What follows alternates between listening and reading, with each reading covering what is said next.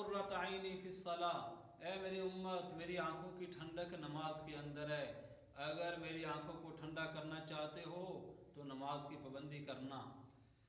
نبی اکرم صلی اللہ علیہ وسلم دو چیزوں کی وصیت کرتے چلے گئے دنیا سے آخری وقت میں، دو چیزوں کی نصیحت کرتے ہوئے، الصلاۃ وما ملکت ایمانکم، اے میری امت، ایک تو نماز نہ چھوڑنا، دوسرا ماتحتوں سے اچھا سلوک رکھنا۔ ہم نے دونوں چیزوں کو ہی چھوڑ دیا۔ من صلی وقت نماز کی پابندی کرتا ہے، اللہ تعالیٰ اسے 5 انعام عطا فرماتا ہے۔ ایک دنیا میں 4 مرنے کے بعد، دنیا میں اللہ تعالیٰ اس کی رزق کی تنگی دور فرما دیتا ہے، مرنے کے بعد اللہ تعالیٰ 4 انعام دے گا، قبر کا عذاب دور کر دیا جاتا ہے، وہ سرات سے بجلی کی طرح گزار دیا جاتا ہے، اعمال نامہ دائیں ہاتھ میں دیا جاتا ہے، اور 5واں انعام اللہ تعالیٰ اسے بغیر حساب کتاب کے جنت میں داخل فرمائے گا۔ ایک مرتبہ نبی اکرم صلی اللہ علیہ وسلم نے فرمایا، اے میرے صحابہ، اللہ سے دعا کرو، اے اللہ ہم میں سے کسی کو بھی شقی محروم نہ فرما۔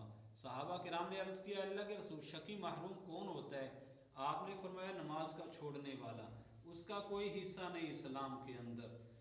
حضرت عمر رضی اللہ عنہ فرماتے ہیں، لا سہم فی الاسلام لمن لا صلاۃ لہ، اس کا اسلام میں کوئی حصہ ہے ہی نہیں جو نماز نہیں پڑھتا۔ میرے بھائیوں، دیکھو تو صحیح کہ نماز ایسا بڑا اللہ کا حکم ہے، اور نبی اکرم صلی اللہ علیہ وسلم نے اپنی آنکھوں کی ٹھنڈک نماز کے اندر بتائی۔ نبی اکرم صلی اللہ علیہ وسلم نے فرمایا، انما القبر روضۃ من ریاض الجنہ او حفرۃ من حفر النار، ارے قبر کو مٹی کا ڈھیر نہ سمجھو، یہ یا تو جنت کے باغوں میں سے ایک باغ ہے یا جہنم کے گڑھوں میں سے ایک گڑھ ہے۔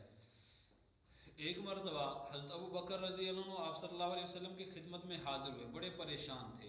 آپ نے فرمایا، ابو بکر کیا بات ہے، میں تمہیں پریشان دیکھ رہا ہوں۔ عرض کیا، یا رسول اللہ، کل رات میرے چچا زاد بھائی کا انتقال ہو گیا، میں موت کے وقت ان کے پاس تھا، اس کی وجہ سے طبیعت پر اثر ہے۔ آپ نے فرمایا، کیا تم نے اسے لا الہ الا اللہ تلقین کیا تھا؟ عرض کیا، جی اللہ کے رسول کیا تھا۔ آپ نے فرمایا، پھر اس نے لا الہ الا اللہ کہہ لیا تھا؟ عرض کیا، جی اللہ کے رسول کہہ لیا تھا۔ آپ نے فرمایا، پھر اس کے لیے جنت واجب ہو گئی۔ اللہ 40 یوما فی جماعت یدرک التکبیرۃ الاولی، فرمایا جو شخص 40 دن تکبیر اولیٰ کے ساتھ نماز پڑھتا ہے، اللہ اسے 2 پروانے عطا فرماتا ہے، ایک منافق ہو کر نہیں مرے گا، دوسرا جہنم سے چھٹکارا حاصل ہوگا۔ فرمایا سب سے پہلے قیامت والے دن نماز کا حساب ہوگا، جس آدمی کی نماز اچھی نکلی تو باقی سارے عمل اچھے نکلیں گے، اگر نماز خراب ہو گئی تو سارے عمل خراب نکلیں گے۔ سارا کا سارا دار و مدار نماز کے اوپر ہے۔ جس آدمی کو نبی اکرم صلی اللہ علیہ وسلم کے زمانے میں گورنر بنایا جاتا تھا، اس کی نماز چیک کی جاتی تھی کہ اس شخص کی نماز اچھی ہے، یہ اللہ کا حق ادا کرتا ہے اور صحیح ادا کرتا ہے، تو اس سے امید ہے کہ یہ لوگوں کا بھی اللہ کا ہی حق ادا نہیں کرتا، وہ اللہ کی مخلوق کے ساتھ کیا اچھا کرے گا۔ جیسے آج کل کسی کو کسی کام پہ بھیجنا ہوتا ہے نا، تو اس کی باڈی چیک کرتے ہیں، باڈی کتنی ہے، اس کا قد کتنا ہے، اس کی تعلیم کتنی ہے۔ نبی اکرم صلی اللہ علیہ وسلم کے زمانے میں یہ دیکھا جاتا تھا کہ اس کی نماز کیسی ہے، نماز کیسی ہے، اس کی نماز اچھی ہے تو بس ٹھیک ہے، اس کو کام پہ مقرر کیا جاتا تھا، نماز صحیح نہیں تو کچھ بھی نہیں۔ سارا کا سارا دار و مدار نماز کے اوپر ہے۔ قیامت والے دن سب سے پہلے نماز کی پوچھ ہے، اور سب سے پہلے اللہ کا حکم جو زمین پر آیا وہ نماز ہے، اور قبر میں سب سے پہلے نماز کے بارے میں پوچھا جاتا ہے۔ روز محشر کے جاں گداز بود، اولی پرسش نماز بود۔ قیامت والے دن سب سے پہلے بندے سے جس چیز کی پوچھ ہوگی وہ بندے کی نماز ہے۔ اگر نماز صحیح نکلے تو سارے اعمال صحیح نکلیں گے، اگر نماز خراب ہو گئی تو اس کو حاصل کرنے کے لیے نکلتا ہے، اس کے لیے سمندروں میں مچھلیاں، بلوں میں اس کے لیے چیونٹیاں، ہر دنیا کی ہر چیز اس کے لیے دعائیں مغفرت کرتی رہتی ہے اور ہمیشہ کے لیے کرتی رہتی ہے۔ اتنا بڑا اجر ہے دین کو حاصل کرنے کا اور دین کو سیکھنے کا، اس لیے فرمایا، من جاءہ الموت وہو یطلب العلم لیحیی بہ الاسلام فبینہ وبین النبیین درجۃ واحدہ۔ جس آدمی کو اس حال میں موت آئے کہ دین کو حاصل کر رہا ہو، اس میں اور نبیوں میں 1 درجے کا فرق ہوگا۔ فرمایا جو شخص اپنے چھوٹے بچے کو لا الہ الا اللہ سکھاتا ہے یہاں تک کہ وہ لا الہ الا اللہ کہنے لگ جاتا ہے اس کا حساب معاف ہو جاتا ہے۔ نبی اکرم صلی اللہ علیہ وسلم نے فرمایا دو چیزیں ایسی ہیں جن کی عرش کے پیچھے کوئی بریک نہیں، ادھر سے بندہ کہتا ہے ادھر ڈائریکٹ عرش پہ جا پہنچتی ہیں۔ نمبر ایک لا الہ الا اللہ، نمبر دو والد کی دعا اپنے بیٹے کے لیے۔ ایک مرتبہ حضرت ابو ہریرہ رضی اللہ عنہ نے عرض کیا یا رسول اللہ قیامت والے دن آپ کی سفارش سے سب سے زیادہ نفع اٹھانے والا سعادت مند شخص کون ہوگا؟ نبی اکرم صلی اللہ علیہ وسلم نے فرمایا احادیث پر تمہاری حرص دیکھ کر مجھے یہی گمان تھا کہ اس بات کو تم سے پہلے کوئی دوسرا نہیں پوچھے گا۔ اس کے بعد آپ نے فرمایا کہ قیامت والے دن میری شفاعت سے سب سے زیادہ نفع اٹھانے والا اور سعادت مند شخص وہ ہوگا جو دل کے خلوص کے ساتھ لا الہ الا اللہ کہتا ہوگا۔ ایک حدیث پاک میں آتا ہے جو شخص روزانہ 100 مرتبہ لا الہ الا اللہ پڑھتا ہے قیامت والے دن جب اپنی قبر سے اٹھے گا تو اس کا چہرہ ایسے چمکتا ہوگا جیسے 14ویں رات کا چاند چمکتا ہے۔ ایک حدیث پاک میں آتا ہے جو شخص کسی دن 100 مرتبہ لا الہ الا اللہ پڑھ لے ثواب کے لحاظ سے اس سے آگے وہی شخص بڑھ سکے گا جو اس سے زیادہ مرتبہ پڑھے، اور اس کے علاوہ کوئی شخص اس سے آگے نہیں جا سکتا۔ لا الہ الا اللہ کو ساری دنیا میں زیادہ فضیلت حاصل ہے، سب سے زیادہ افضل چیز وہ لا الہ الا اللہ ہے۔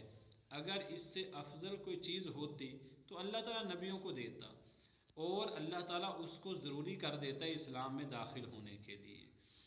یہ کلمہ ایمان ہے، یہ کلمہ اسلام ہے، یہ کلمہ تقوی ہے، اور اللہ تعالیٰ نے اس کو درخت کے ساتھ تشبیہ دی ہے قرآن پاک میں کہ یہ ایک درخت بڑا عالی شان پاکیزہ بہترین درخت کاشجر کلمۃ طیبۃ اصلھا، اور ایسا درخت جس کی جڑیں بہت مضبوط ہیں۔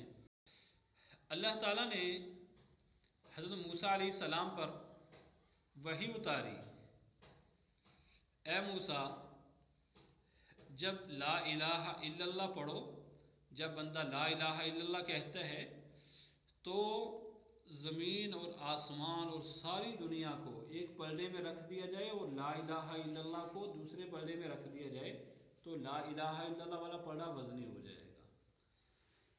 ایک مرتبہ حضرت موسیٰ علیہ السلام نے اللہ تعالیٰ کی بارگاہ میں عرض کیا اللہ تو کبھی نہ کبھی تو سوتا ہی ہوگا۔ اللہ تعالیٰ نے فرمایا موسیٰ میری ذات پاک ہے، مجھے نیند نہیں آتی، مجھے اونگ نہیں آتی۔ عرض کیا نہیں ہے اللہ کبھی نہ کبھی تو سوتا ہی ہوگا۔ اللہ تعالیٰ نے فرمایا اچھا ایسے کرو، یہ برتن ہے شیشے کے، ان کو لے کے کھڑے ہو جانا رات کو۔ حضرت موسیٰ علیہ السلام رات کو کھڑے ہو گئے، اللہ نے فرمایا ان کو گرنے نہیں دینا، اب لے کے کھڑے ہیں۔ جب آدھی رات گزری تو نیند کا ایک جھٹکا لگا، حضرت موسیٰ علیہ السلام نیچے گرنے لگے، پھر سنبھل گئے، پھر لے کے کھڑے ہو گئے۔ پھر جب آدھی کچھ اور رات گزری، نیند کا جو جھٹکا لگا تو نیچے گرے اور برتن بھی نیچے گرے، برتن ٹوٹ گئے۔ اللہ تعالیٰ نے فرمایا موسیٰ ایسے ہی اگر مجھے نیند آ جائے تو آسمان زمین کے اوپر گر جائے اور ساری دنیا کا نظام یوں ہی ختم ہو جائے، کہ یہ ساری دنیا کا نظام یہ اللہ کے حکم میں کے اندر جکڑا ہوا ہے۔ آسمان فضا میں کھڑے ہیں، نہ نیچے نہ اوپر کوئی زنجیر ہے، نہ نیچے کوئی ستون ہے، زمین پانی کے اوپر کھڑی ہوئی ہے۔ کیسے کھڑی ہے؟ اللہ کے حکم سے کھڑی ہے۔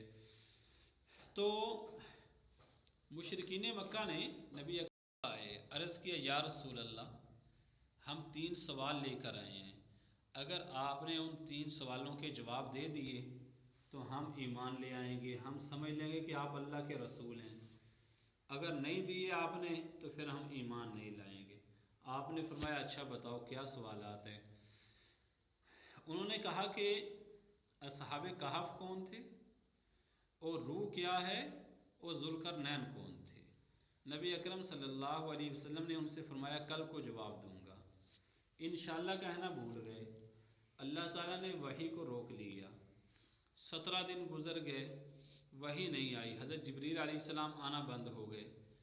تو اب وہ کافر انہوں نے شور مچانا شروع کیا، کہ یہ کہتے ہیں نبی ہیں، اور یہ کیسے نبی ہیں؟ آج 2 دن گزر گیا، 4 دن گزر گئے، 5 دن، 10 دن گزر گئے، ہمارے سوالوں کا جواب ہی نہیں دے پائے۔ تو نبی اکرم صلی اللہ علیہ وسلم بڑے پریشان، بہت پریشان۔ ایک تو جبریل علیہ السلام نہیں آ رہے، دوسرا یہ لوگوں کی باتیں ہیں۔ تو 17 دن گزر گئے۔